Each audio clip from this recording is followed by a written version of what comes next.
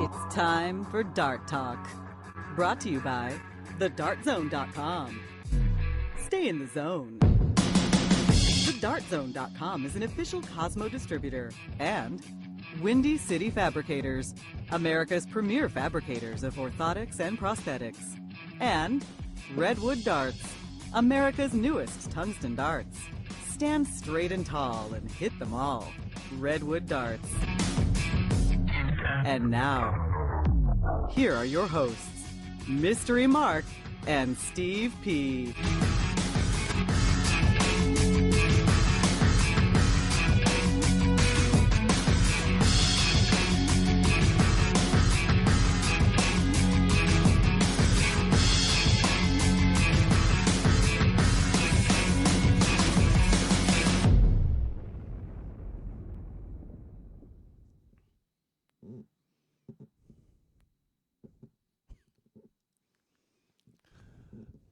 Welcome to Dart Talk. Hey, welcome. We're back. We are. It's been a while. What month is it?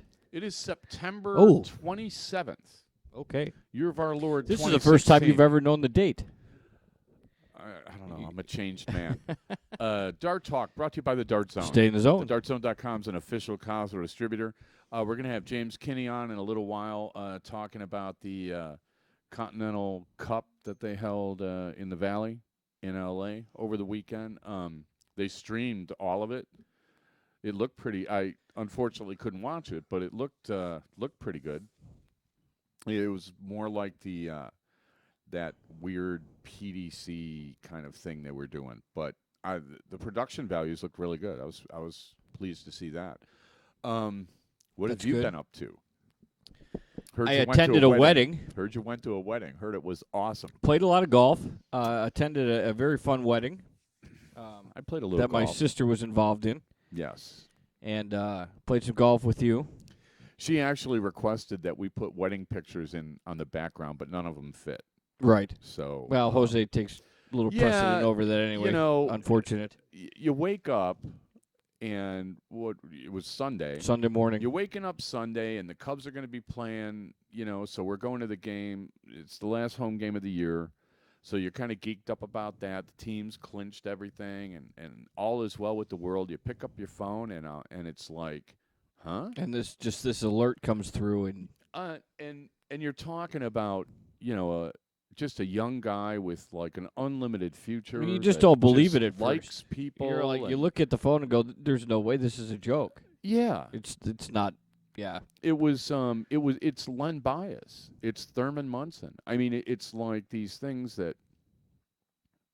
I mean, you can't take things for granted, I guess, ever. But these reminders that come up are just sort of like, you got to be kidding me, right? You're on some boat that you've been on a million times, and I don't know, did you go fishing or let's go out and chill, the night before my start. And then, he's supposed to start the next day. People come to the ballpark. Hey, guess what? Well, he wasn't starting that day. He was supposed to start Sunday. They moved it to Monday. That's why he went out on the boat. Oh, really? Yeah. And then Marcelo Zuna, they're like, hey, you want to come? And he turned them down. Right. The guy's freaking out. I watched the because they were actually gonna cancel him for the rest of the year, and he convinced him to pitch one more time. So they said, all right, well, we're going to move your start one day to Monday. Okay. So he didn't have to be there Sunday. Okay. So he didn't have to go to work. So technically. Okay. Well, So let's go boating. So you're right. I don't know. I just sort of unfortunate. It's so sad.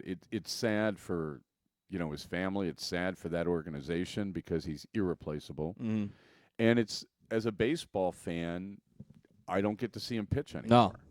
No. And everybody wants to see him pitch. Well, yeah. The one meme that everybody was passing around was the Tulowitzki's at the plate and hits some line shot, and he just lifts his glove, grabs it, and pulls it down. And Tulowitzki's like has his head down, takes 1 foot out of the box, looks up, and he's like, "Did you catch that?" You could read his lips. It's easy. Did you catch that? And the guy's smiling. Yeah, I caught it. And it was just the flair with which the guy played and the joy with which the guy played, plus the excellence that he displayed while playing, was just sort of like, what a loss for everybody.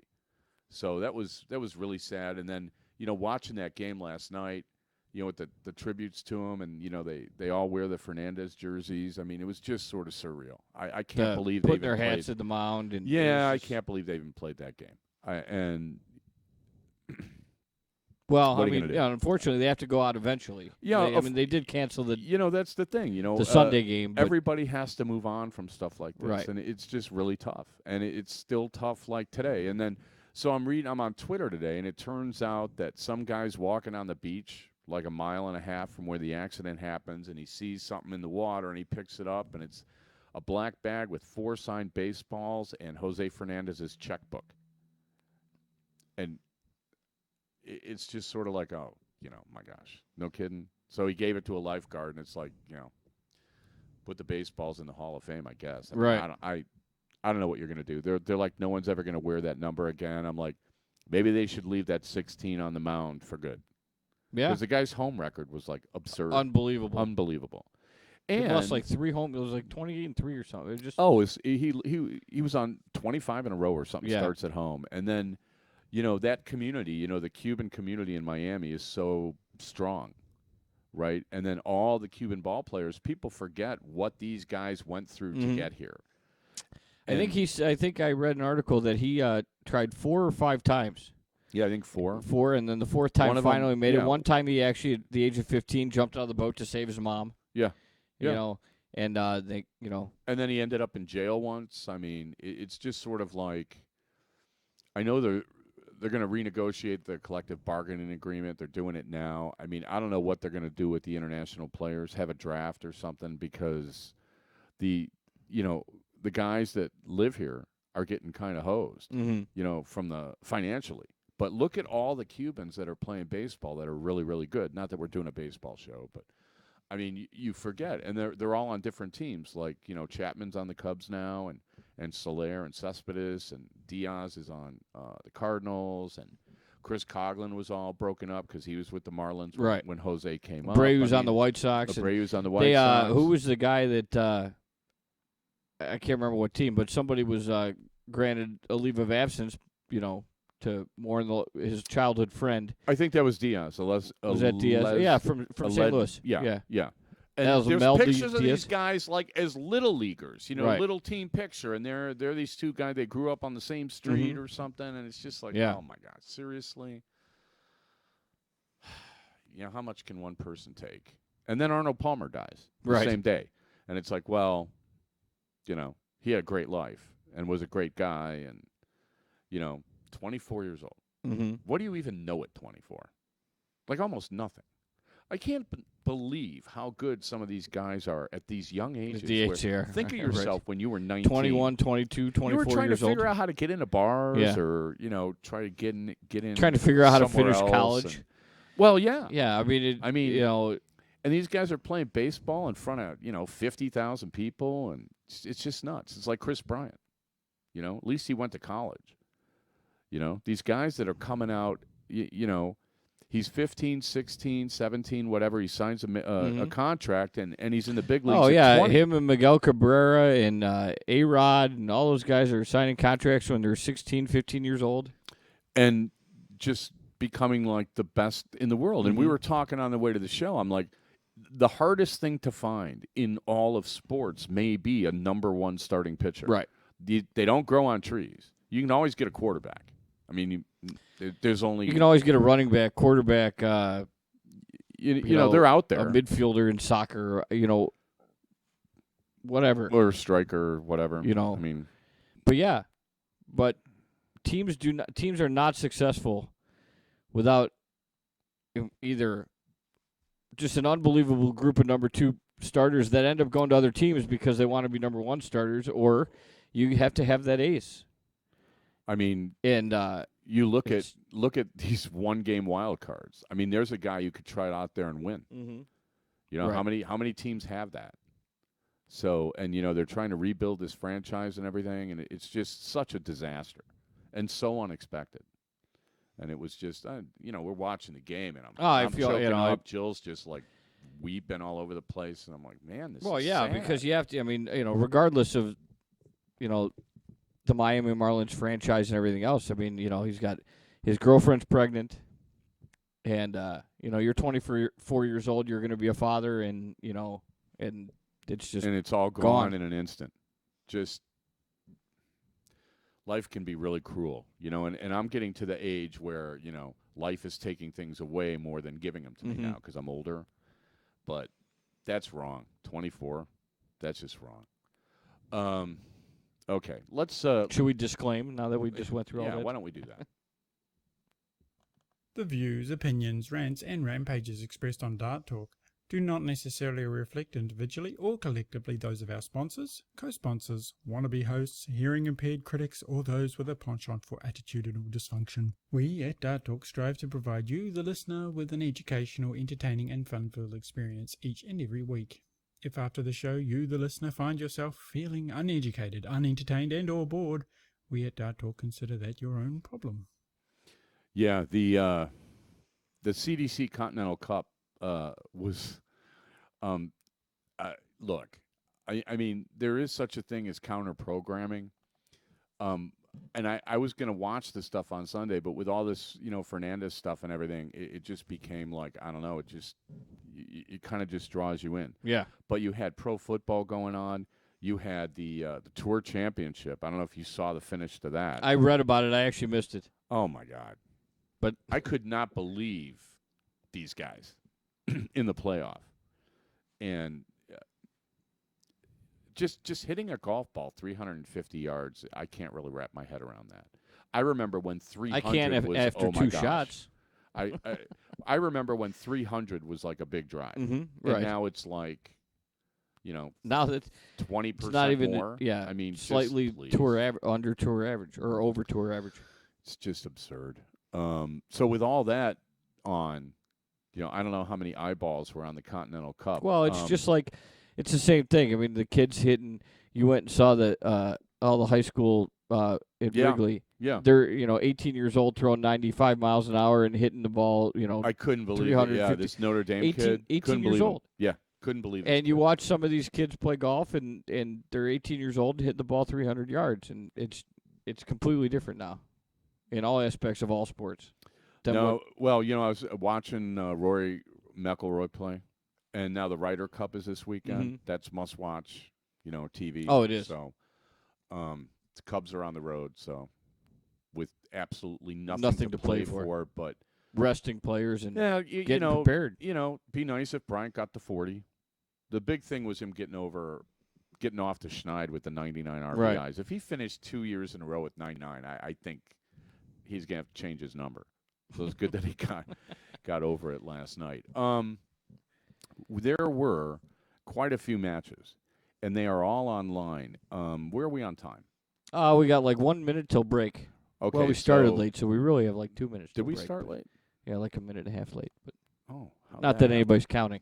Yeah, right. Well, I'll tell you what. Why don't we break early and get that over with, and we'll come back. We'll bring on James Kinney, and he was there, and he could tell us a lot about the Continental Cup and what went down. So we'll take a quick break, and we will be right back.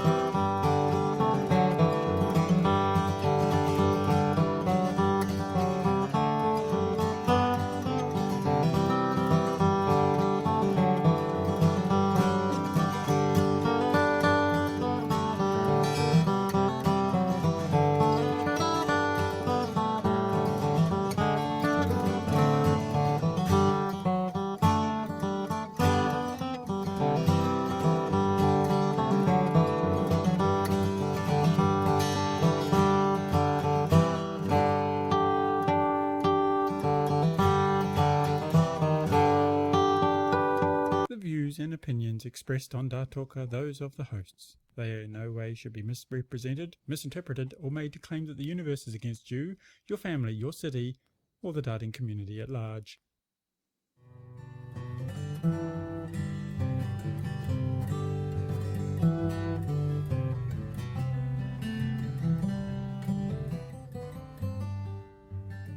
Okay, back for the second quarter of Dart Talk, brought to you by the Dart Zone. Stay in the zone. DartZone.com is an official Cosmo distributor. We're talking about the Continental Cup, the championship dart circuit's final event of 2016.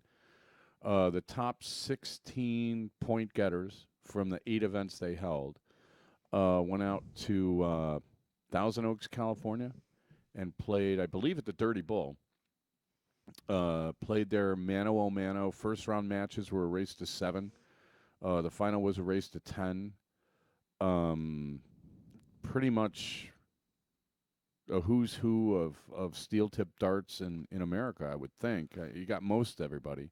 You don't have like some of the, kind of East Coast only, like I only travel for the ADO players. We don't have those guys, but I would have to say it's a pretty strong field. Let's ask James Kinney. He was there. James, you with us? It was a very strong field. Scale from 1 to 10. Keeping in mind the good players that were not there. What would you rate that strength of field? Well, I certainly rated better than last year. But God, that you're putting me on a spot here. Get used to it. Yeah, I know. I would have loved to have had Darren there, DJ there. We missed a few. Dan Olson. Would have loved to have had him there. But if you're going to get 16 players that have been doing this all year long, I'd say the field was at least a 7.5 or an 8. I was thinking it'd be up there like there. I was thinking 7. Did like DJ and Darren not play enough events, or because like last year DJ was killing it? Yeah. No, and this year DJ did very well again. No, it came down to previous commitments. At least I know that for Darren. He has a year-long a trip every year that he does, and couldn't get out of it. That's the only one that I know about. But no, it really, there was so much debate on Facebook about this. But players are going to play for their own reasons and not play for their own reasons, and I think we as players have to respect that. Yeah, and we still had a great field. I mean, if two of the 4, so we actually went down to like I think 21 to fill the field. So but if 2 of those 4 don't do missing? It, I think we went down to 22. Okay, so right? so 6 people missing. No, 4 people didn't go. 2 other people that were between 16 and 22 said they couldn't make it. But here's the thing that you have to think about all of this. Gary Broomhead went in as a 15 and won it. So he wouldn't have even been there if everybody would have been there. Spoiler alert. Yeah. I'm just saying. You just ruined the end of our show, but that's okay. We'll overcome. Hey, how's Game of Thrones doing now? I know the outcome. No, but that's what it's all about. He wouldn't have even been there, and he comes in, throws brilliant darts. So you can get down to the top 24, top 26, 28, 32. I don't care. Hey, it's going to be great darts. John Daly won the British Open. Is it also eligible? Yeah, eligible. He was like an alternate or something. Right. Yeah. Exactly. So and that's what this level of players does, especially in this format. Well, that's the nature of sports. You take advantage of your opportunities. And, exactly. Let's talk about. Let's run through some of the first round matches. I'd like to start off with a question from the chat, but nobody's in there. So. Oh, okay. We haven't done the show in a month. People forgot about us. People probably thought we could. Look, I had a lot going on. I was getting married and stuff, and it's if you're not on Facebook now, it's kind of hard to keep track of people. You guys follow me on Twitter, and you'll find out what I'm doing. But I don't know. You're not dragging me in back. I'm not going back on Facebook. I'm just not. It's too nasty. Maybe after the election. people start posting this like ridiculous stuff. I don't think it's going to change Well, after the election. look, I mean, I'm friends with, people that, wanted to watch the show. I'm friends with darters all over the country, and everybody's got the right to their opinions and stuff. I just have the right not to have them shoved down my throat. I Right. have the right not to read I them. agree. But there's so many of them now. I mean, it's just like my entire thing is just filled with like all this nastiness, and I'm not going to read it. I agree with you. Forget about it. Back to darts. Yeah. All right. So, why don't you run through the results of the first round, because then we'll know everyone that played. So starting, me or well, no, Mark will do it. He's okay. got it right in front of him, I think.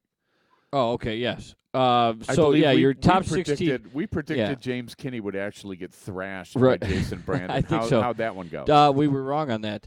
James Kinney thrashed, on the other hand, Jason Brandon 7-1.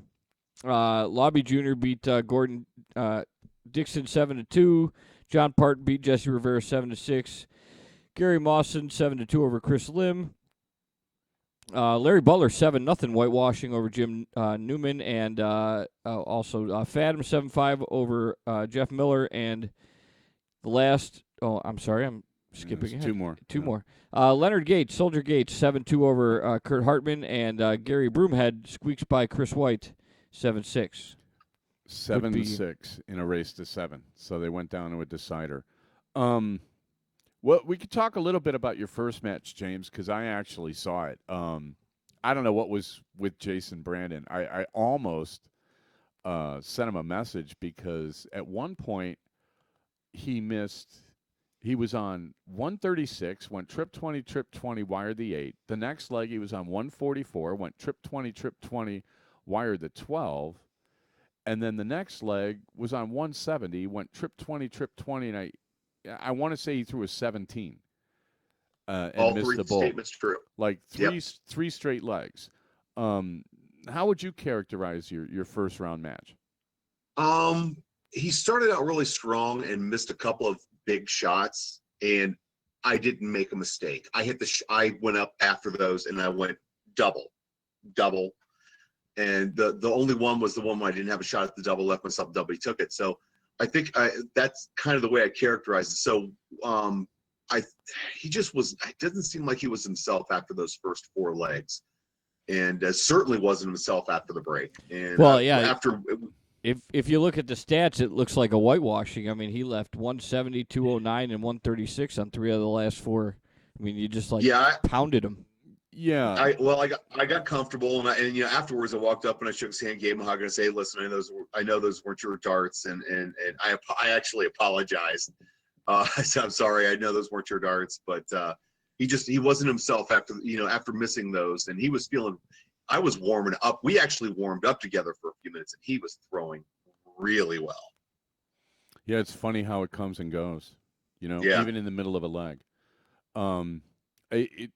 I couldn't really see much from watching, like, why he was missing. Usually, it kind of looks almost like your focus isn't there or something, and then your back's to the wall and you're on a finish, and then it's there, and then you wire the double, and then you do it again, and finally it's like, well, I don't, at some point when you're down 5-1, it can be pretty discouraging.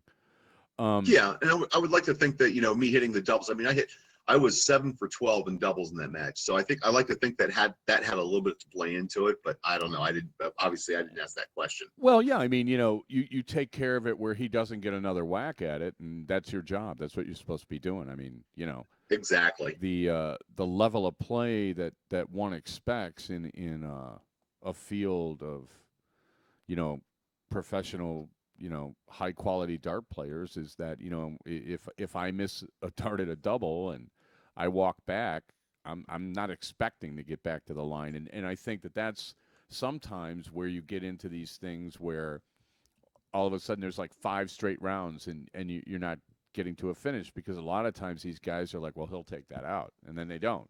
Then you're not ready to throw. Then you miss. Then he's not ready to throw because he thought you were going to take it out. Then you miss, and pretty soon you got a 36 dart leg. Which we have seen. Which we were kind of looking. We were looking at one of those, yeah. And it's just sort of like kind of comical. But go on YouTube and watch Richie Burnett blow like 18 darts at double one and lose to a guy that's throwing 41s. I mean, it's just sort of like it happens. It happens to everybody. So That's fact.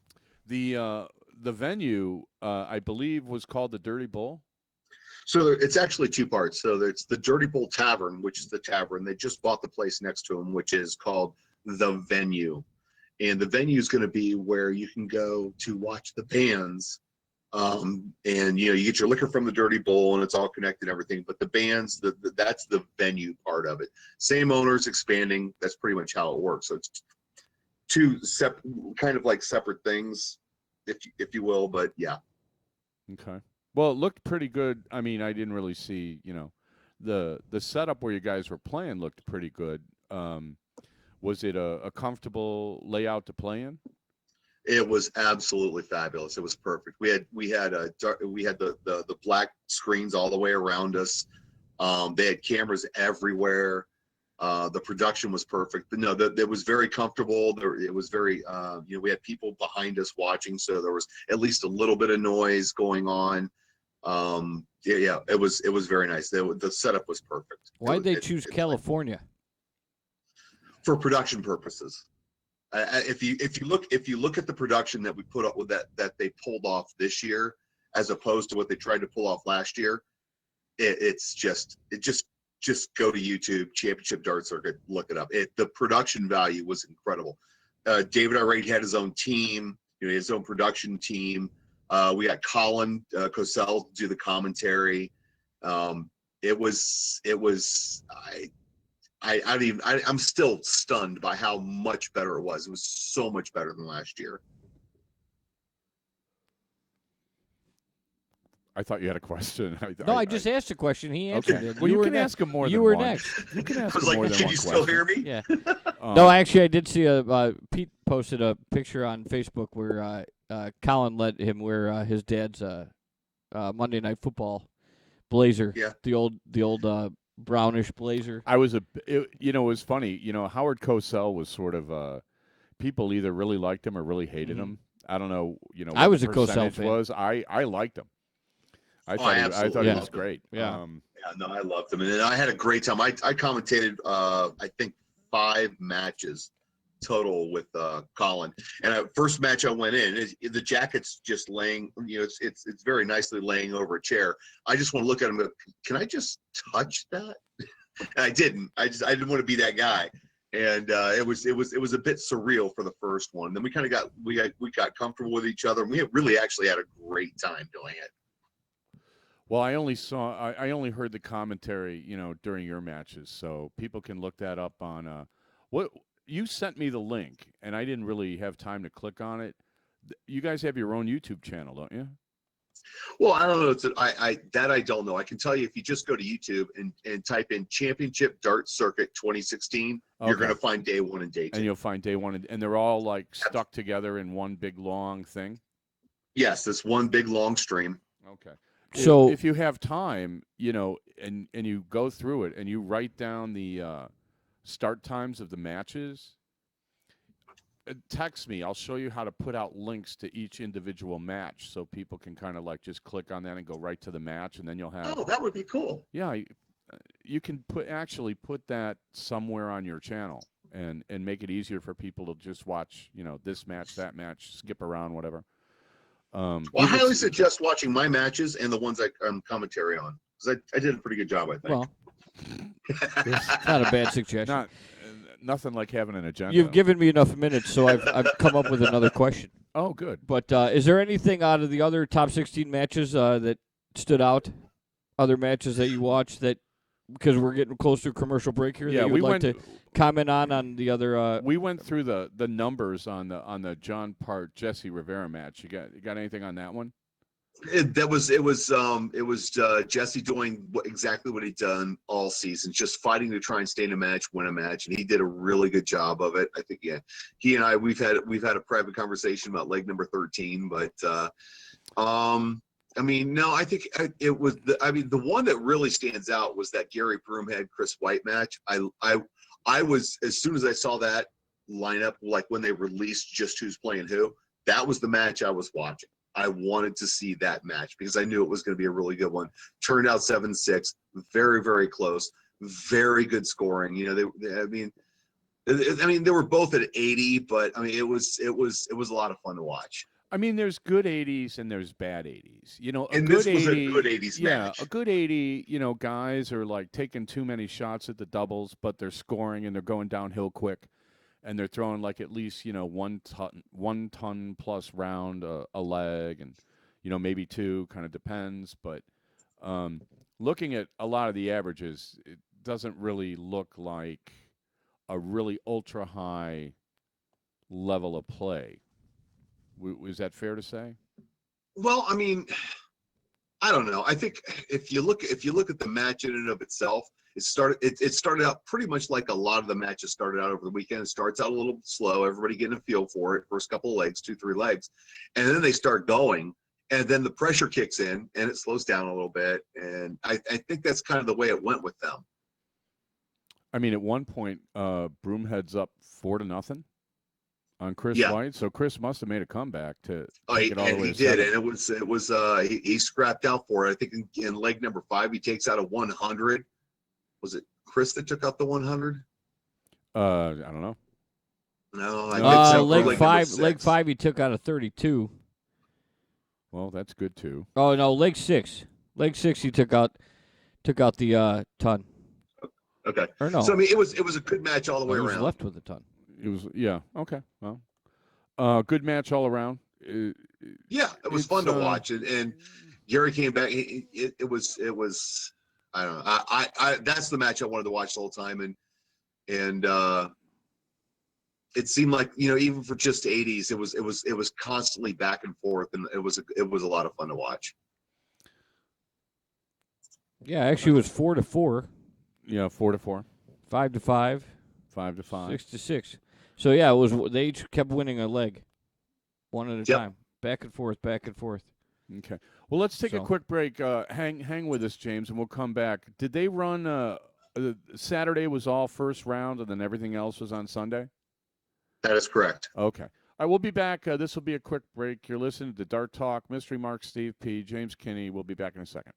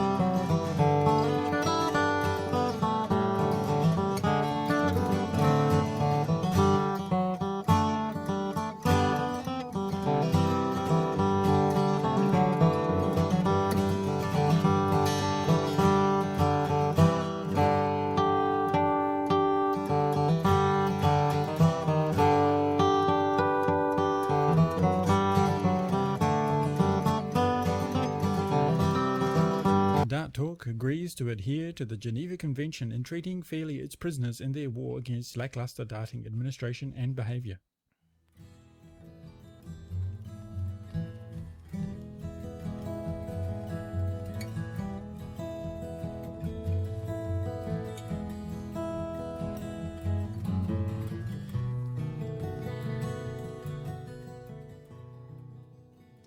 Okay, back for the second half of Dart Talk, brought to you by the Dart Zone. Stay in the zone. TheDartZone.com is an official Cosmo distributor. James Kinney's with us. We James, have a little bit of a delay if you haven't noticed. it does that every time. I spent half an hour upgrading this thing. I don't know have if no anybody else idea is having that, but there's nothing we can do about it. Yeah, I don't even know if anybody's even out there. Anything in the chat before we continue? Nope. Pretty quiet in there. Yeah. There are 4 people in there now. 4 humans? Well, 4 guests. 3 guests and a goofy. Okay. It's not like the bot that, like, puts in messages in the chat to, like, hook No. up or whatever. No. All right, well, that's good. James, you still with us? I am here. Okay, I had a couple of questions before we move on to the Sunday play. I watched, like I said, the first few legs of your match with Jason Brandon, and I had a couple of questions. The first being, when you got 2 darts in your hand and you're on 65, what do you throw at? So you're going to start critiquing my shot now, I right? just asked a question. I didn't say it was That's not a stupid or critique. anything. I just said it's going to be a critique when I answer it. That's for sure. Well, no, not necessarily. You don't know that yet. Okay. In From the fairness, pre-show I went fist for the fight, he shot. does. Well, we did talk about it before the show, so let's bring. I thought it's worth talking. It is about. worth talking about. Okay, so I went with the shot at the field at the time. I went for the bullseye. Probably as percentages go, no, you go 15. Go 15 double bull for the win. But I went for the bullseye and hit it. And hit it. Well, you went for the single bull. You're on 65 with 2 darts, so yes, I went for 25. You have to hit. You got to hit the way. green bit. Yeah. Yep. And I hit the green bit. Yeah, you shorted you shorted tops, but you had time to come back and hit the 20, which looked like a nice shot. Yep. But you're saying that that's not something you normally do. You were just in the mood. That actually is factually correct. Normally, if I only have 2 darts and I'm sitting on a number that can go single, double bull, I'm going to shoot that number. It really doesn't matter, and I'm going to shoot it fat. If you see me sitting on 66, I'm not throwing for the triple 16 to leave double bull. I am going to throw dead center single 16, leave myself the double bull. That was one of those shots where it just felt right. The previous week, we're playing doubles 0-1. I'm playing with Gordon, and I'm on 110. And I went trip 20. I said, oh, that felt good. I just dropped the elbow, double bull. And Gordon threw his darts away before I started throwing it because he knew I was going to do it. It's terribly funny. But it's not the right shot to shoot. But in that moment, at that time, I felt like that's the shot I could hit. And the triple 20 was in the perfect spot at the perfect time. All I have to do is drop my elbow and do it. So I did it. I mean, sometimes, and a lot of players are starting to do that more often now. They're not throwing what is the percentage shot. They're throwing the shot they're comfortable hitting, regardless of what the percentages are. And you're seeing that a lot more, not only just with the CDC, but also with the PDC. If you start watching the tournaments overseas, they're doing the same thing. But the double on the 20s is starting to get more prevalent. The double on 76 or 36, 72 is getting more prevalent. So I mean, it's. I think that's a trend that's starting to pick up a lot of speed. I don't know. When it comes down to it, whatever shot you're committing to, as long as you commit to it. And, outcome analysis is something I avoid. So, like, you're going to make a shot like that and miss. Well, I'm not going to say it was a bad shot because you missed, and I'm not going to say it was a good shot because you hit it. I just look at it as like, well, that's not the high percentage way to go about it. That's all. I mean, agreed. So I totally agree. I was kind of puzzled that you did it, but I was more puzzled by your cover shots going for the 18. Oh, well, so that's actually a playoff last weekend. Last weekend, I hit triple 18 so many times I couldn't even stand it. And not only in 01, but in cricket. And it was one of those things where in the when it was on that 308, yeah, 18 makes sense. But I covered on 18 several times because I was just hitting it so well that it didn't make sense not to shoot at it. And that was a carryover from last weekend. Okay. Well, and that's, were you hitting it again or were you missing this time? No, I was hitting it again. I was hitting it pretty good. I didn't see you hit it, but okay. Wait a minute. Well, no, I didn't watch the whole match. So look, I mean, there's Okay, well, there's you a lot missed it a going few on. times then. There's a lot going on Saturday. Here's I want to reiterate the pre-show fistfight conversation we had. So let me start off with, how tall are you? I am 5'10", just a little over. Just a little over 5'10". 5'10" and a half in the morning. Approximately how many inches forward do you lean? I have no idea. I know Just I know I ballpark lean it. forward. I have no idea how far. 6, 8 inches? 2, 4. 2, 4? No idea. All right, well, I the point... I didn't even know I leaned forward until I saw the video. Yeah, it's funny how when you look at video, you find out things. Luckily, I had Joe Chaney to make fun of me and do Steve imitations, years ago on the tournament thing. So I kind of knew what I looked like, thanks to Joe. Well, but here's the thing that darters should maybe keep in mind when it comes to cover shots, because darters are different.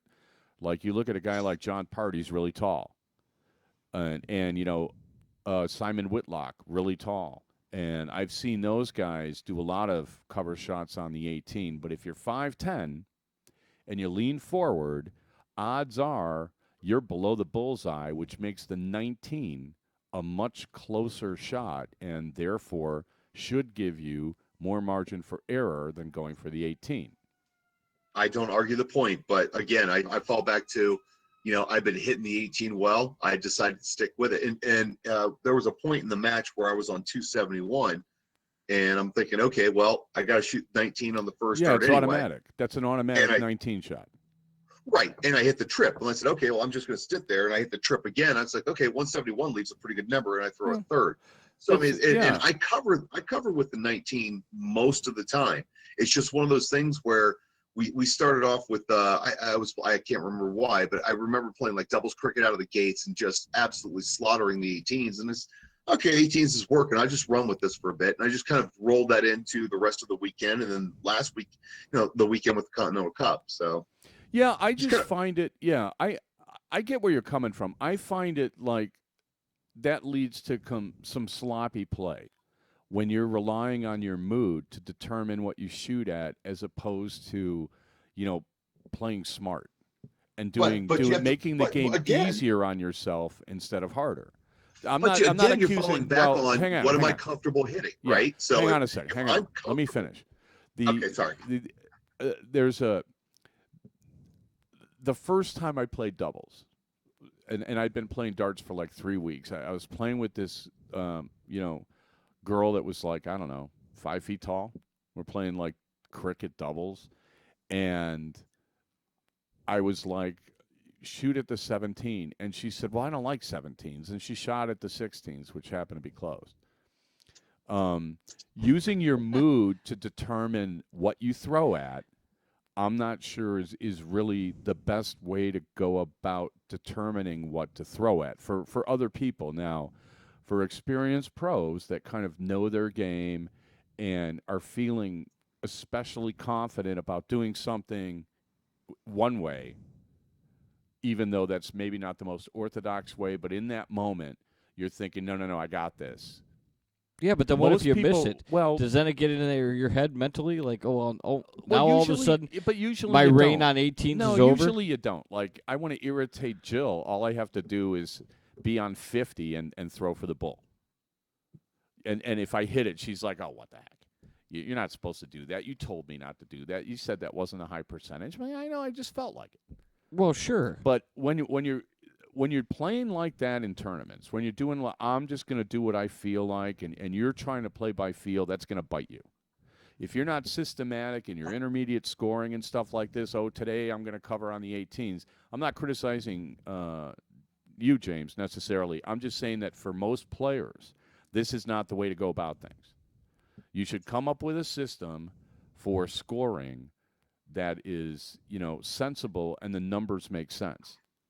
So once you start throwing around cover shots in 01, what invariably happens is you have to throw more and more of them. Okay, I guess I would agree with you too. I think what you're saying, though, is if you come up with that system and you have that system, you can deviate from that system if you want. Yeah, and which is like James did. Yeah, and other people are doing.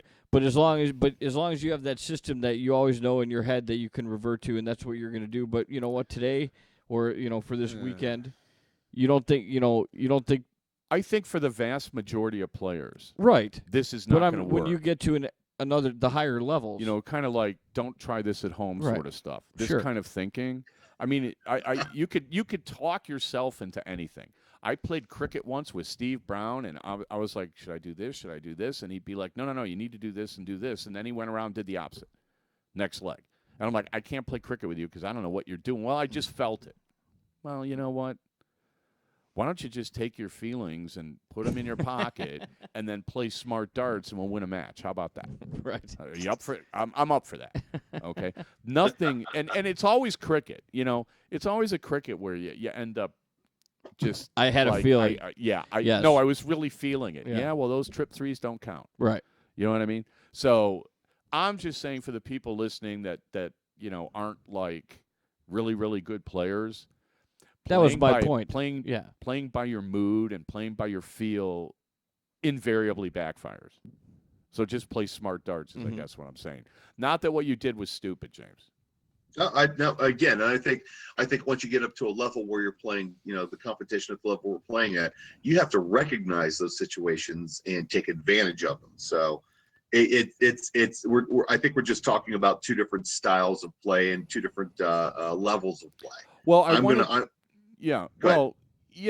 know that I probably wouldn't put it that way, but the point I wanted to make though about the cover shots on the 18 and 19, based on your height and based on the fact that you lean forward, the 19 is closer than the 18, unless you're standing so far to the right that you're right of the 18. I think if you take a measuring tape and you stand to the right of the 18. No, I dead center. So you're dead center. So you agree then that the 19's closer. Oh, I absolutely do. So I've been trying to get certain people for darters that are 5'9" and under. The 19 will always be closer. The bottom of the board will always be closer, and those don't make the game harder. If you're 5'5" and you're playing 301 double in double out, don't double in on the 20. Right. That makes the sense. 16's a lot closer. Yeah. Why are you making the game harder for yourself? It's already hard. Trust me. The board always wins. So make the game. And you don't need those. You don't need those extra sense. points on your first start necessarily. Well, it could be really helpful, but really you don't. You could throw a 6-starter. Hitting in 301 coming in on a lot of different numbers. Right. If you're playing double in double out 501, you have to hit the 20. If you want a 9-darter. I don't know if you could do it on the 18. What's that standard law of physics? The more force you exert behind an object, the less stable it becomes. Sounds about right. No. Sure, I'll go with that one. Sure, why not? My advice is throw that in there. Be the unmoved mover. Whatever. Okay, where are we on time? We're due for a break, but we also got 3 more rounds that can go through. So all right, well, let's go through. So we went through the top 16 matches. Those were all held on Saturday. So then Sunday, you guys started out with top 8? Top 8? Yep. Okay. That is correct. Let's run through top 8. Dan Lobby Jr.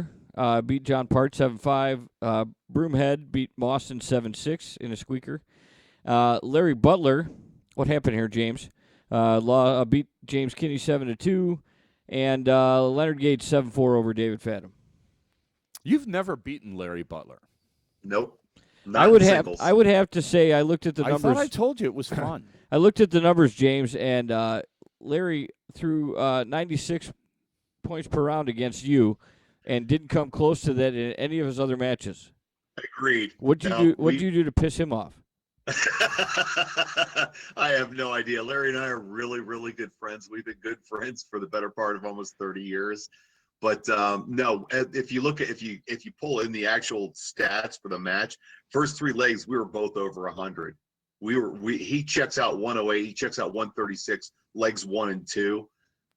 It was a great match. We both played really well, and he did what he had to do. I think he knew I was, up to play. I talked about it, and he just played better. I had probably, even if I took advantage of the opportunities that I had, it would have still been 7-4. That's how well he played. Well, I don't know. There's something about, having a comfort level against opponents where, if you've never beaten a guy, sometimes top 8 isn't in a big event isn't really the best place to do it. But it looks, that's the only 97 average I've seen. Right, out of all of them. So, yeah, he played me pretty well. Yeah. Did you put any pressure on him at all? Not really. I mean, not really. But he was never really under pressure the whole time, which is funny because the interview that he did afterwards, Colin, I don't know, maybe it was Peter. Peter asked him, says, "So, what time were you finally comfortable in the match where you thought you had this?" He goes, with James, I was never comfortable," which is a high compliment. Yeah, if it's sincere. Yeah, but he still just waxed me. No, he played incredibly well against me. Well, I see one leg you went you threw a ton, then you threw a ton 80 and followed it up with, 2 bags of nails.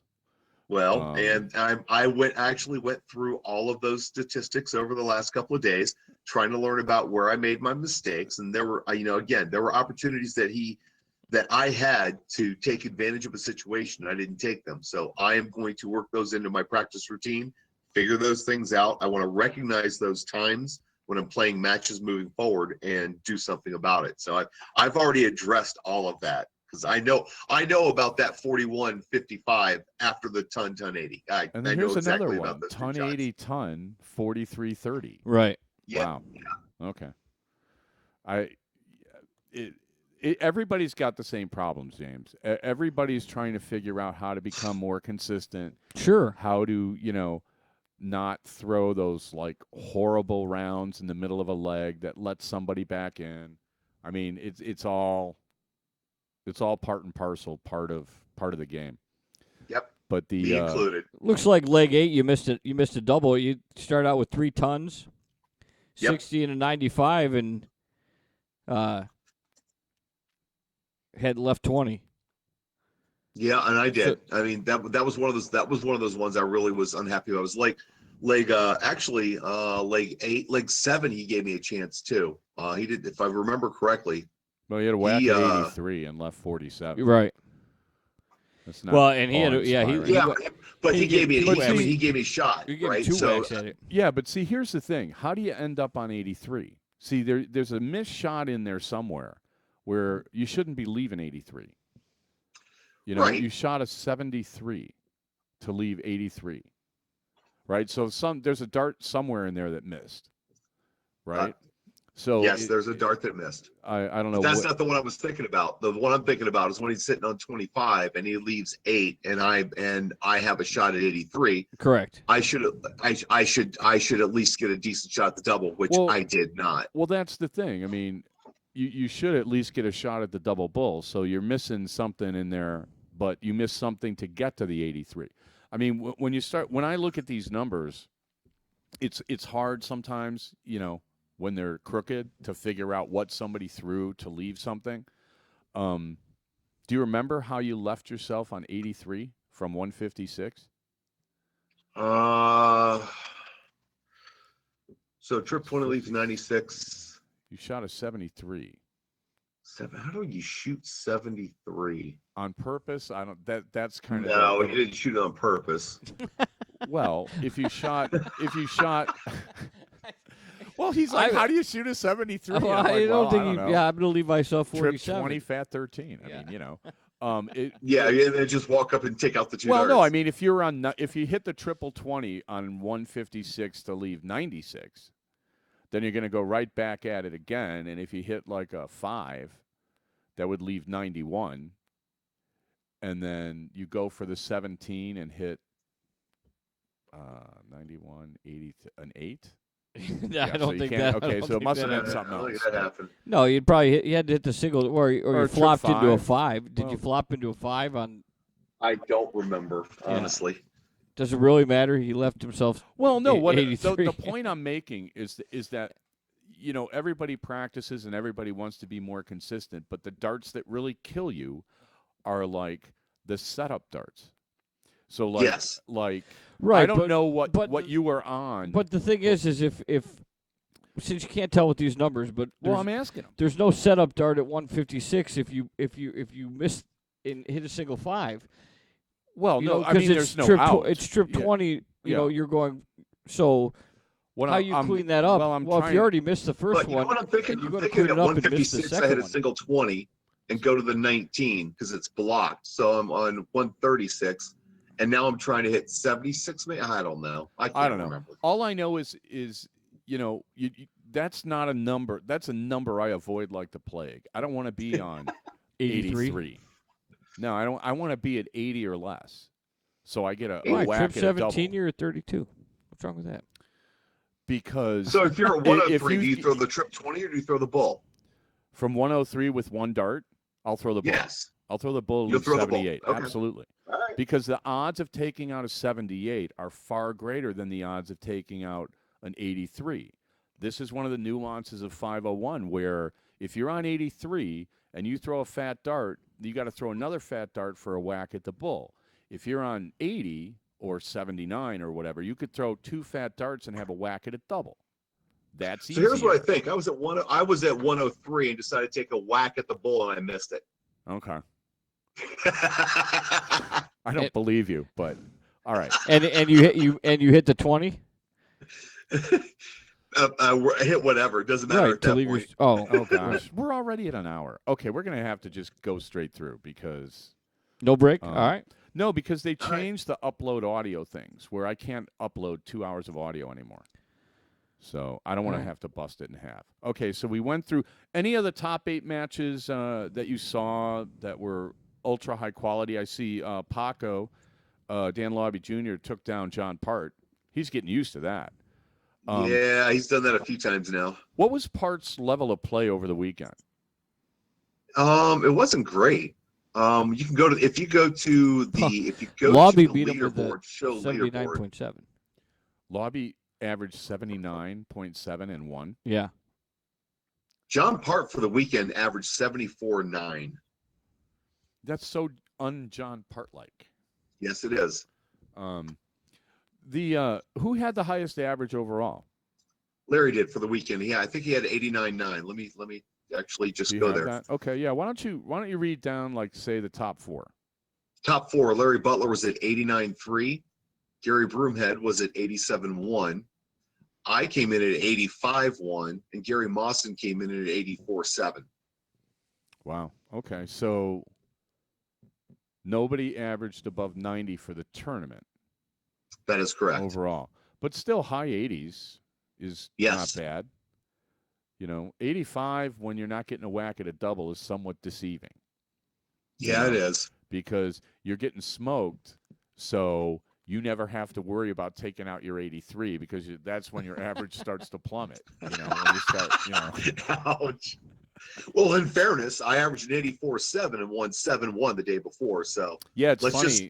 It's funny how that works. Well, no, I mean you're right. I mean, you can look at averages and they tell you a little bit, but not everything. No, not everything. You have to drill down, and that's the thing about Dart Connect. If they could ever figure out a way to get in, how many chances at a double and how many did you hit? Like you mentioned that your doubles percentage was like 7 of 12 against in the first round or something like that you said earlier. I assume you just kept that in your head because I don't see that anywhere in the stats that are on Dart Connect. Well, I'm narcissistic, so I went and watched the match the Sunday morning because I wanted to get myself in the right mood, and it was a good win. So I went, and while I was watching that match that I played with Jason, I went ahead and tracked my doubles. Yes.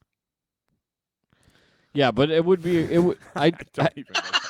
I do agree with you. It would be nice if Dart Connect had a doubles percentage. Yeah, if they could figure something like that out, I think it would be to the point now where you can actually read the box score a little better. Right. And they actually have it. We just don't choose it as an option because you have to remember who shot how many doubles. Nobody wants to know it. Well, I think the chalker would know it if the chalker's paying attention. And there's a couple of matches where I know people went 3 and 4 rounds into the doubles, and if there were a way to figure out automatically how many it were, that would be great. But so here's what happens when you're playing an 0-1 leg and you choose the option to track doubles. You go, okay, I finished in 2 darts. Even if you've thrown 10 darts at it, you click the little 2-dart flight, and it goes, how many darts did it take you? And you go, oh, it took me 12. How many darts did they have? Oh, it took them, they had 9 or 10. And you have to figure that out after each leg.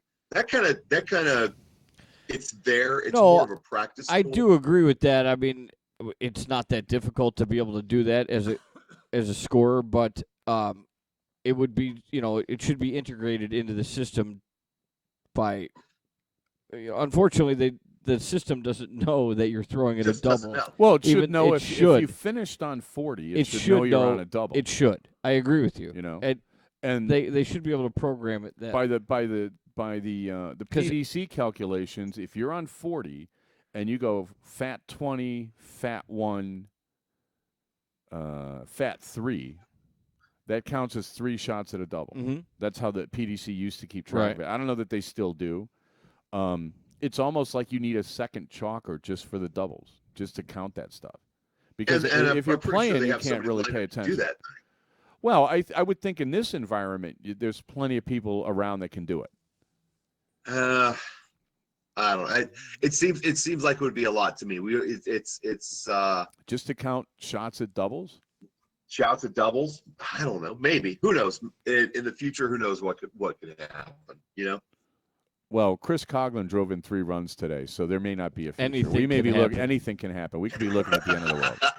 All right, so we go to the Final Four, which you have now been ousted from. Was it mandatory chalking once you lost? No, you don't. In the Continental Cup, nobody chalks. Nice. Well, none of the players chalk. Who's punching the numbers into Dart Connect? Let's see. Peter Cetera jumps in there. Jeff Good jumps in there. Anthony Eugenia jumps in there. And they can't keep track of doubles? What's that? They can't keep track of shots at doubles and stuff? When you're in the moment, when you're on the camera trying to just score and keep up with the scores, it's the way it's set up on Dart Connect now in that format, I think that's asking a bit much.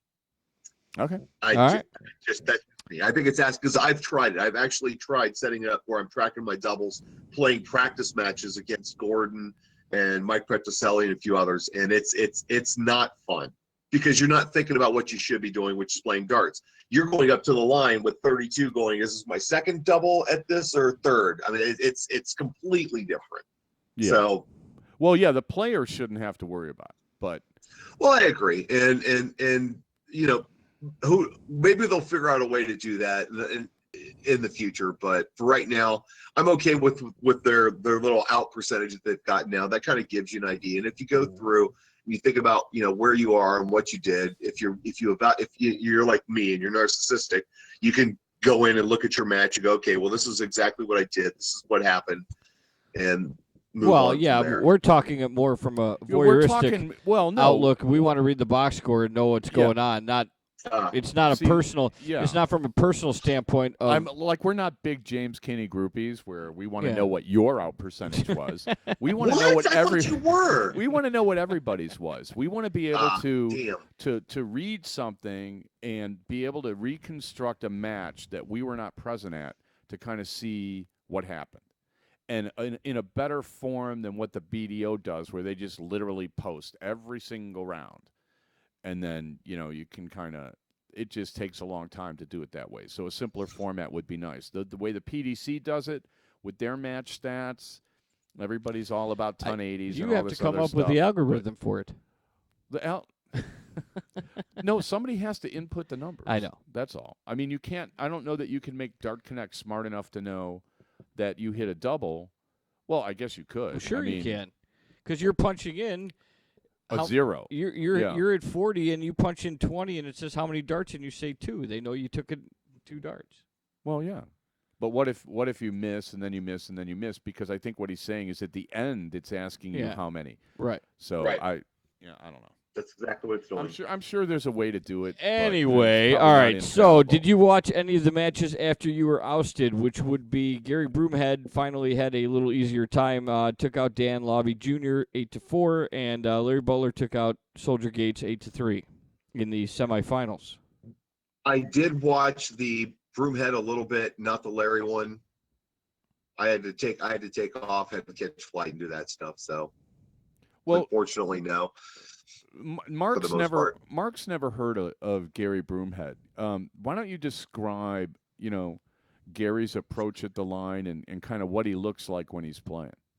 He is like the most methodical person I have ever seen play the game of darts. And watching Gary Broomhead play Danny Laube is kind of fun because Danny's up there waiting, chomping at the bit, boom, boom, boom, shoots the darts. Gary walks up, actually kind of saunters up to the line, gets his mark going, slowly comes back, and then releases the dart. And it's actually such a contrast in play.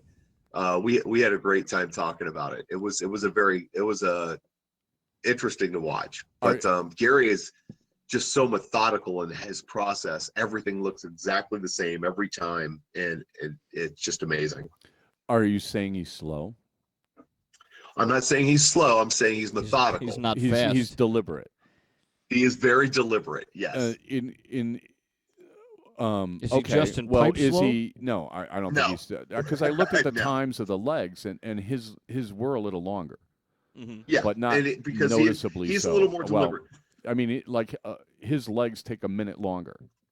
It looked like to me, roughly, than some of the other ones. So a minute Well, one longer of the things he divided does by too, if you 5 watch- is sorry. only, what was that, 12 seconds? Mm-hmm. So he's Right. taking an extra 12 seconds at the line. Yeah, okay.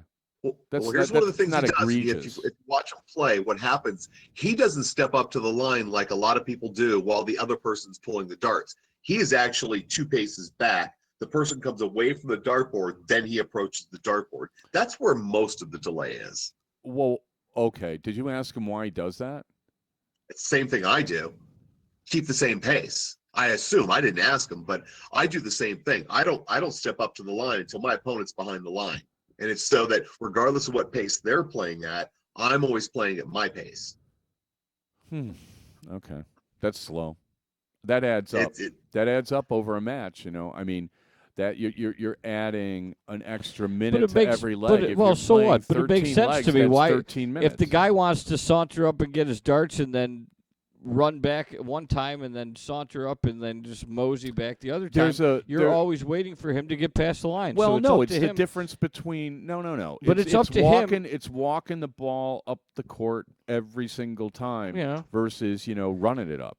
Not sprinting. But the guy going to get his darts can take his own time sometimes and take longer. He could take 5 seconds or 8 seconds. But when you Kinney's waiting till he gets back past the line, no matter what. What's wrong with that? That's always waiting. That's always waiting for that guy to be done. That isn't quick. That isn't a quick way to play a match. If you watch the PDC guys, the vast majority of them are at the line or approaching and then the waiting line for the guy to get the hell out of the way. Yeah, and then the minute he's past the line, their darts are in the air. Well, it's quicker. It's a quicker pace. So for people watching, there's less delay. So there's more action. The darts are in the air every 7 seconds. So, I've seen Van Gerwen play 6 legs in 4 minutes. I mean, it's that's an absurdly fast pace. Mm-hmm. But if you're 2 or 3 paces behind, you're behind the exclusion zone or whatever, and you're not moving until the guy's back there, that's slow. No, if you're at the Aki boat, you're not throwing the darts till he gets past you. Well, no, he's saying that he's not even approaching the Aki until he's all the way back. Got his darts, walked all the way back, and now you're going there. That's Menser-Sulevic kind of stuff. That's slow. It's pretty much the same pace I play at. I wait till the guy's actually almost to the end of the Aki. And once he's going there, then I can step up. Okay, but think about from a watchability standpoint, James, think about this. You're throwing 3 darts in 7 seconds, or pick a number, whatever it happens to be. Yeah, whatever. All right. Okay, so there's 7 seconds of action. Now there's 25 seconds of inaction. That's what your commentary's for. They have in to, fairness, they have to fill you the watch time. Baseball. Yeah, they have to fill the time somehow. 35 seconds between. There's pitches. not But they're action. complaining about baseball. They're saying the well, game's but there's too slow. not. But they're not. They have to snap. They have to wait in football. You have to wait in basketball. Well, there's a shot clock. Well, yeah, but I mean, the minute the ball goes through the hoop, they're not running up the floor again. They got to wait until the official touches the ball and hands it to the guy out of bounds. Right. There's always some downtime. But you're talking about a second. Oh, Here my the God. ti- Are you kidding me? The guy slaps the ball, and then you got to wait. Well, okay. It happens. But, I mean, there's downtime. Not every time. Well, a Oh, yeah, lot. guy Unless makes you're- a free throw. The ref takes the ball, gives it to the guy. He Unless you're inbounds the it. Golden State Warriors, who the minute that ball goes through the hoop, they're passing the ball up the field, up the court. But you could be the Miami Heat, who want to just walk the ball up the court. Right. So the ball comes through. The guy slowly gets the ball, steps into the out of bounds line. But they have a 24-second shot clock. Not If they until the wanna ball's wait- inbounded. They don't. Well, yeah, but once you have the ball in bounds, if you're walking it up the floor, Yes. then you have less But you time have to run a play. But the downtime I'm No, talking look, about no, is no. in between. Not the minute there's the downtime between when the ball goes through the hoop. And- The downtime is right. there's downtime in every sport. Okay, you're talking about a consistent downtime here that exceeds the action on the court. No, you're If talking there's about 3 somebody's downtime no, is wait, different no, than no. one team's downtime is different than You're another's. totally missing the math here. If you've got 7 seconds of darts in the air and 20 seconds of nothing, and then 7 seconds of dart in the air, that's not the same as the NBA, where if it takes the ref 3 seconds, so what? Now it's 24-second shot clock and the ball's in play. That's 3 seconds against 24. Okay, what is that? 1/8. And then you have 7 seconds of action and 21 seconds of delay. That's bad. Okay, now That's compare why that to football or baseball. Well, football. Yeah, now that's where I want to step in and say, compare it to football or baseball. Baseball, When they're you're watching complaining. the NFL Network, when you're watching the NFL Network and they're doing their little thing where you can watch the entire game in 20 minutes. Do you know why? It's the actual playing time. The game is clocked at an hour, and it takes 3 to watch live, but it's only 20 minutes of playing time. Same thing with baseball. I think baseball is even worse. Well, actually. baseball, they're having all sorts of problems. They want to limit how many times you could change pitchers in an inning. They want to do this. They want to do that because they're trying to speed it up. Okay. But they're going to speed it up from 3 hours to 2 hours and 50 minutes. Well, is all they're I don't really know where gonna do. this is coming from. I mean, No, it's but what like- I'm saying is my analogy of basketball wasn't the sole analogy compared from that to darts. Its analogy of all sports have a little downtime. Darts has a little downtime. So if the guy is, and you're just saying well, there's a little downtime between legs when you got to erase the board or reset the device you're doing or whatever, or rip the page off. But if you watch PDC matches, the darts are in the air. The darts are in the air. The darts are in the air. The darts are in the air. And that's a successful television show. They run it in prime time. Okay? We're talking about Americans who Are these guys made to throw that fast? Because they're Look, on TV? if you're at the because line, they're on if TV, you are they approach- supposed to throw that fast? I Are they assume- supposed to do it, or do they just do it because they choose to? They're trying to stay in a rhythm, I assume. And I assume that they're encouraged to go to the line when the guy goes to the board. Okay. Okay? I don't So- agree with that. You're just How many, assuming. well, look. Ask Dart somebody. players play at their pace. They're going to play at their pace. Okay, and you want to sell That's this? just what they learn. You want to sell this? Okay. People want to see action. I don't argue that You're- point. But to you can't- argue that you should be able to players take are your told to time be and fast. saunter over to the line and all this is like, okay. You know, I've seen guys do it. People do it in league. You know, where it's like, oh well, let me do this and do Well, that. I'll Now tell I'm you gonna what, Go to the line. people want to see results. If the guy saunters up to the line and throws a ton 80, people are going to watch. If he goes They're up gonna there and watch. saunters up to the line and completely throws a 36, no, they're not going to watch. If the guys are throwing the darts immediately because to get that lag time out of there and throwing 45s, they're not going to watch. So they still have to hit the darts. So if the guy walks up there and takes 5 seconds longer and throws ton 40s and ton 80s, they're still going to watch. But think about add it up.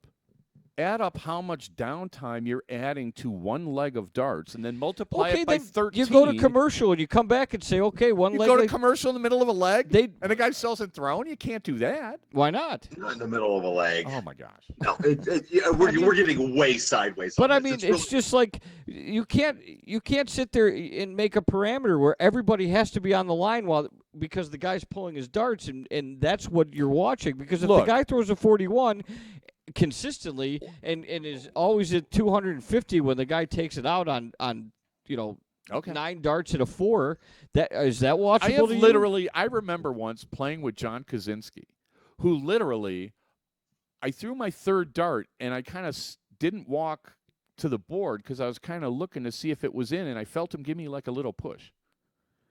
Okay, and your point is? He was ready to go to the line, Sure. and I didn't Okay. move, so he ran into me. Right. Okay? I mean, if you watch And darts, so everybody should be that way is what you're saying. I'm saying that if everybody started to go to the line when the player vacated it, things would move quicker. Now, does that mean that you can't go through whatever your little pre-shot thing is? Well, then everybody should run a no-huddle offense because then it's constant. It's Here's constant what I can motion. tell you. It's constant Getting things back- going. None of this going to the line, stopping, looking over to the bench. Go on YouTube and look at a Van Gerwen match, and then look at one of the matches that Broomhead plays, and tell me if there's a difference. Well, again, You're saying sure it there's doesn't a matter. difference. No, there's no difference. Time out. Watch the Broomhead matches. Yes, he is methodical, but watch the matches. I was entertained the whole time because he was throwing great darts and it was in good matches. 7-6, 7-6. Yeah, he had a 8-4 couple against of Miami, deciding and then legs 10-7 and for the win. So they were good final- matches to watch. yeah, the I final was never 7. It was tied at 5, tied at 6, tied at 7. Yeah, so I mean, I'm not saying the matches weren't compelling in and of themselves. I'm just saying Then that what's like the argument? the argument is that if you're gonna wait for the other guy to get all the way back before you even approach the line, you're adding minutes to every single leg, and what you are adding is literally nothing. You are adding dead air to every leg, and that's not good. Okay, I think you're the commentary you're was adding. good enough that it handled that. Okay, you're adding You only have a few seconds of commentary that you can get. Okay, well, you don't have to agree. I mean, I'm just saying that. Obviously, we I'm don't. just saying that I don't think that that's a very good idea. To wait for the guy to be all the way back before you go forward. I think it's slow. It's a slow-paced match. But my point is I think everybody has that option unless you're going to make a rule that you have to be at the hockey while they're pulling their darts. It's like okay, here's it's the like any baseball other sport. analogy. You have the option in any no. other sport, whether No, run no. up and down the court or whether play a No. slower offense or whether take 30 seconds to get to the line of scrimmage to snap the ball or whether you want to snap it in 12 seconds. You There's have a the shot option. clock.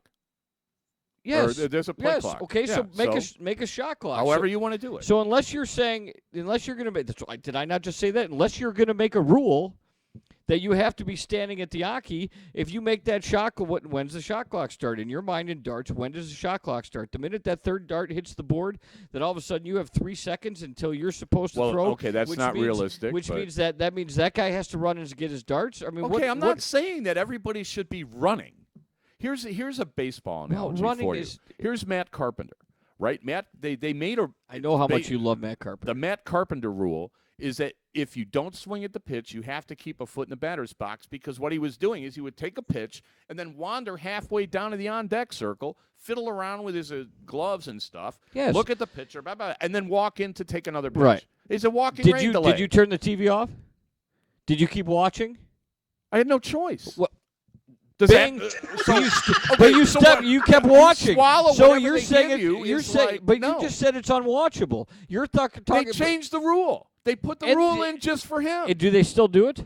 Not as much. Okay, but they don't enforce it. He 100%. did it on the first pitch of the season. I almost blew a gasket. Okay, but you still watched. They started So getting, it was not unwatchable, and you're saying it's unwatchable. You're talking about this aspect of darts that's unwatchable. You want constant action, and Yeah, I'm that's saying the goal. You're not Constant getting action. constant action in every other Look, sport. you're And if trying you to- want to say darts is a sport and compare it to other sports, they're not constant 100% action. Not constant 100% action because you have to walk back from the line. Yeah. But at the same time, being like, let's add a bunch of inaction so I can saunter to the line and wait for the other guy. That's a bad idea. That's a bad It's idea. not unwatchable. If you want to sell this Doesn't sport, make it unwatchable. well, okay, fine. It definitely doesn't It make makes it it unwatchable. less And watchable. How about that? It makes it less watchable. Well, What's your attention span for watching darts? what's more watchable? A baseball game that's 11-10 or a 1-0 game that takes 3.5 or 3 They're hours both- because They're both close games. yeah, but one takes longer because the pitchers are, there's nothing but constant action with the 11-10 game and everybody's into it and everybody's, runs are going and the other one's just kind of like, well, it's just a ground ball and people think that's unwatchable. just What, a watch the one Broomhead to matches. nothing They're game? not unwatchable. They're absolutely not unwatchable. Okay, maybe I should have said less watchable. Because We baseball's just spent changed 10 minutes on unwatchable? Baseball's changed the rules to put more action into the game because they didn't like 1-0 games because people didn't like it.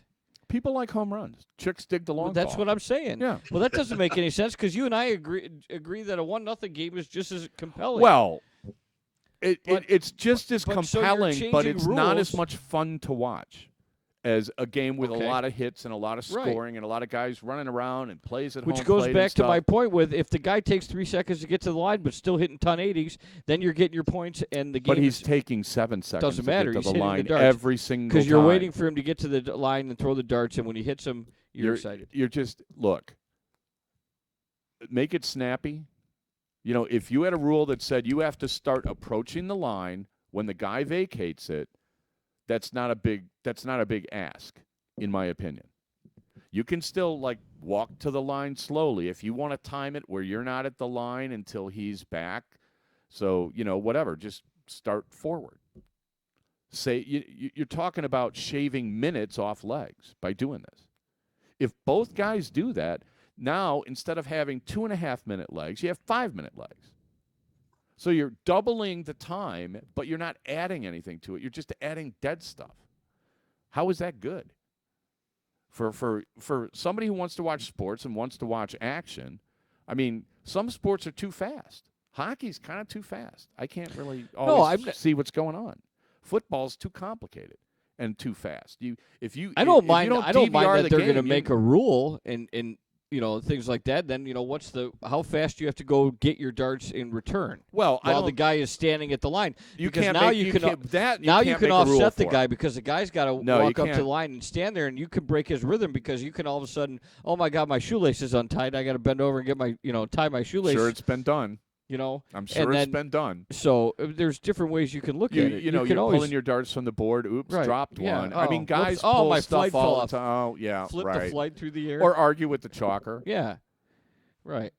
I mean, guys do stuff all the time. What I'm saying is like this idea that you're going to wait until somebody's all the way back, I think, comes from like soft tip where they put the machines so close together that you don't have a lane to walk back.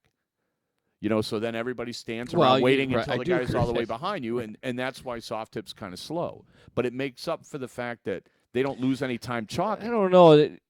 There's a lot of there instantly. There's a lot of steel tippers out there that don't like that person in their peripheral vision, so he has to vacate the area. So you're not going to throw when the guy's walking. But you get up to the Aki, he's still in your peripheral vision, so your concentration isn't on the board because you're waiting for the guy to leave.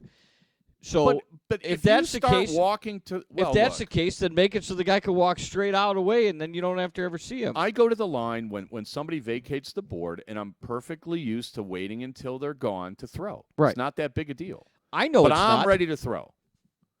You get off the line, I'm ready to go. I don't know care. what I'm throwing if at. the person's standing next to me. I can block him out, but there's people out there that don't like it, so they have to wait for him to vacate the area. So, there are some people that actually create like a little bit of wind walking The whole back, point of this whole thing is just like if you want to make it watchable, well, it's still watchable. The bottom line is if it's you put it on TV and you get critiqued and you can tweak things, but you're not going to have a perfect thing, and not everybody is going to like every aspect of it at all times.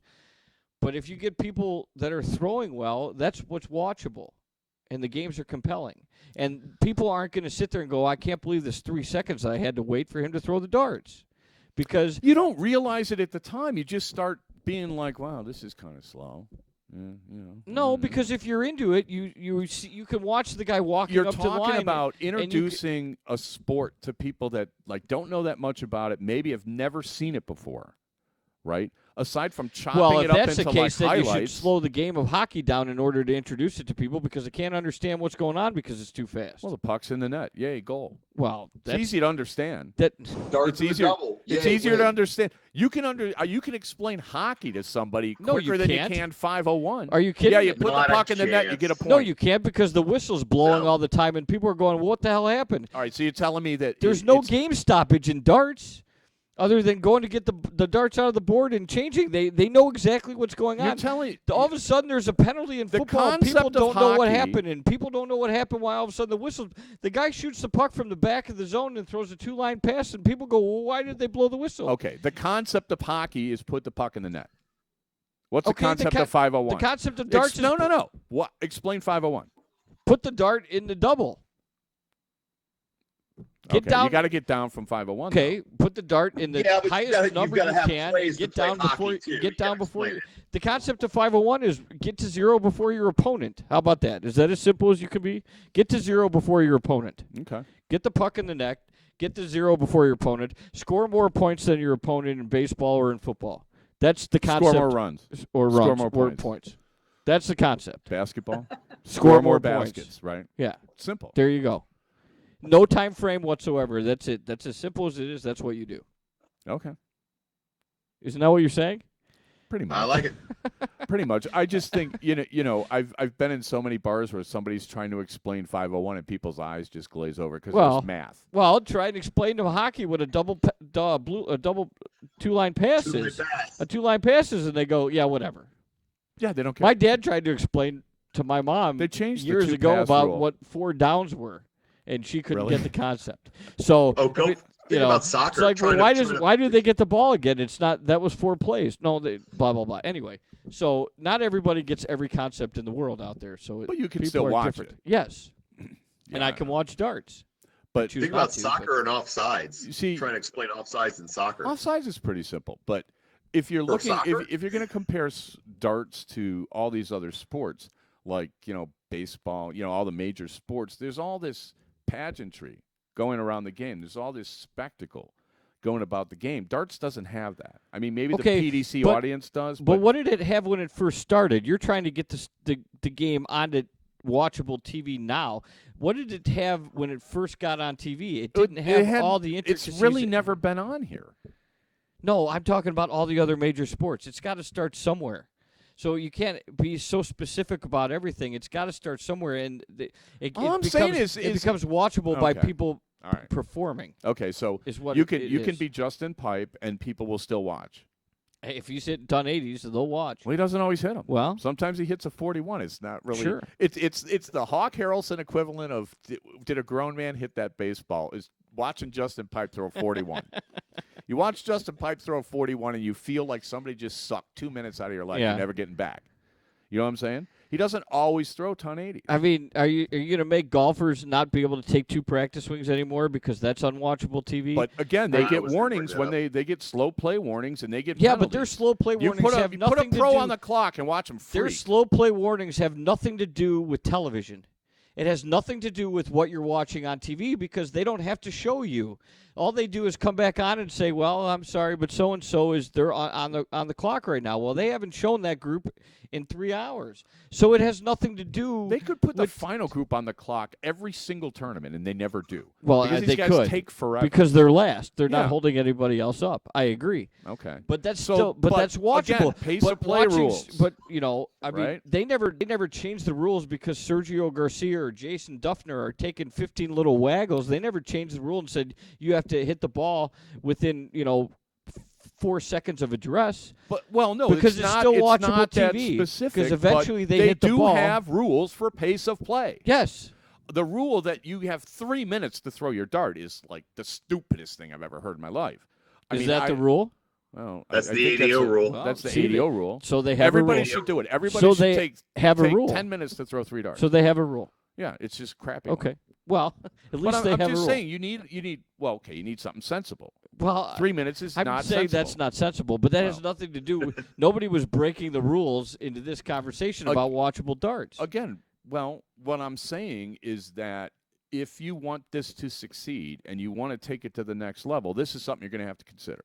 You're going to have to consider how watchable is your product and how can you improve it. If you're waiting for the guy to come all the way back before you even approach the line, I would say that's too long. I would say the minute the guy walks to the board, you start walking at a line. Everybody has to do it. Doesn't say how long you need to stand at the line. He's saying like Gary's a methodical guy. I've seen him play. Mm-hmm. I mean, he's a great player. He can adjust to that, no problem. But you want to get into this like really slow Well, okay, pace of that's play is right. like not a And good idea. I get that, but so if it takes you the same amount of time, if it takes James Kinney the same amount of time to wait for the guy, if he's at the hockey and the guy passes him, and it takes him the same amount of time to take a deep breath, look at the board, throw the dart as it does for him to be 3 feet away from the hockey, wait for the guy to pass the hockey, step up to the board, and throw a dart. And But that's here's- worse because Well, yes, that's because worse well, because here's the guys, what's worse because the camera is fixed on the line, right? No, it's you're- not. Wasn't this weekend. Okay. Usually they have a fixed camera looking On at the the line. I dartboard. mean, if Dave had somebody like, tracking the guy walking to the line, I mean, it's okay. Yeah, he did. Okay. Well, And adjusting left to right and doing all those things. Yep, he did. So what's the difference? Other than you're saying that there's just a blank screen staring at a the metal difference is hockey the difference instead is of somebody the instead of a difference person is- standing there waiting to throw a dart. the difference is watching a guy walk from the on deck circle to the batter's box as opposed to somebody always being in the batter's box ready to hit. That's the difference. Okay. Why do you want to have And all this extra walking? How often do you see the TV show the guy walking from the on deck circle to the Well, batter's kind box? of depends. A lot. Yeah. So it's you can't be in the batter's box the minute the guy runs to first base. Right. That's just not. well, you can't could do that. be Well, that's if there's silly. nobody else on base, and That's just you're not silly. gonna- well, That's I just get, I silly. agree, but And you again, could be. we're talking. We're only talking about a few seconds. It's not like it's. You're Multi- talking saying- about- Multiplied. I'm saying if Right? it's 7 seconds and you play 5 rounds, that's 35 seconds. That's half a minute multiplied by 13 legs. You got an extra 6.5 minutes. Steve can watch a three. Yeah, but it's not, Steve it's, can watch. it's not like we're watching 6.5 minutes of dead space all in a Steve row. can watch a 3.5 There's hour baseball game and be extremely happy with it, but he can't Exactly. watch. He can't watch 3 seconds I'm of not dead saying space this, in darts. I'm not saying this for me. I'm saying this for I- if you want to sell this to the I general understand public. That's that. what I'm saying. I understand Uh, that, and that was Look also at- my point. Of course, I'll watch it, I'm going to argue the fact but that I'm even not though the normal I'm audience. methodical, but I I'm don't think. methodical just like Gary is. We both play the same way. We wait for the guy to come back, and then we step up and do it. It's no less watchable. I'm just going to. I gotta disagree. Okay, well, disagree. I mean, it Well, I it think isn't we really are. it isn't really a matter of whether you and I agree on this. That what matters is how's your product selling. I don't think the reason that it's That's the not whole on reason I TV brought now it up. is because people are taking 3 seconds too No, long but to walk efforts, to the hockey. I assume efforts are being made to get it on TV, and I guarantee you, if efforts are being made to get on TV, somebody on the TV side is going to be reiterating everything we just said for the last hour and a half because we're going on forever on this. We have to wrap this up, James, because I'm out of breath. and okay, I on feel that like on that we're aspect, making everybody more really, stupid. really the more quick, we talk yeah. about this. I am now dumber for everything that you said. I What can't movie remember. is that from? It's They Billy run it on the Madison. radio. Billy Madison. Everyone is Everyone now is now dumber. I can't remember the exact We'll quote. call this the But- Billy Madison episode. Real quick, you already had the spoiler alert earlier at the beginning of the show, but Larry Butler beat Soldier Gates. Or well, we said that. Yeah, but, we said that. But Gary Broomhead beat Larry Butler 10-7. That was the final score. So of, was it winner take all? Did Gary Broomhead get 10 grand? No, it was split up top 4. So everybody in the top 4 got the same amount? No. It's I don't know He the said it was exact split amount, up in the but- top 4. That's what he said. Yeah, that's what I said. That's technically that's what I said. That's not what I meant. No, it was I have seen 4-way splits at tournaments. Believe Well, me, I've seen no. it. No, this was Maybe a by this the was 4 a guys structured involved, payout. not by the tournament, really? No, by the 4 guys. That's involved. Yeah, okay. Well, that's No, I No, I'm it just it telling wasn't you. that everybody, all 16 guys said, okay, top 4 get to split. That's not what happened. No, it's the same thing we did last year. Okay. They split up, and I don't know what the payouts were because they don't really get posted, and I don't really care. I just want to play darts. So Well, seems like some good paydays. yeah, Yeah. for a couple of good paydays anyway, and a good time. I mean, it was a great time in well, LA you would for think you would have production. gotten at least 50%. Who knows? Who to knows? win it. It's nice. I thought the original concept was it was going to be winner take all, and then they The changed original it. concept actually was that, Yeah. and all the players got together that were invited and said, we don't like this, and we took it to Peter and Anthony, and so let's come up with something a little bit better, and they did, Okay, well that's good. and they did it on the fly. On the fly that weekend, the first CDC Continental Cup weekend. Okay, interesting. All right. Yeah. Well, we're going to have to wrap it up for tonight. Thanks everybody for listening, and by all means, increase your pace of play. Oh my God! Play 60. So they have. play 60. All right. Play Thanks 60. everybody Killing for me. listening. We'll Dart talk to you. We'll be back next week. Y'all take care.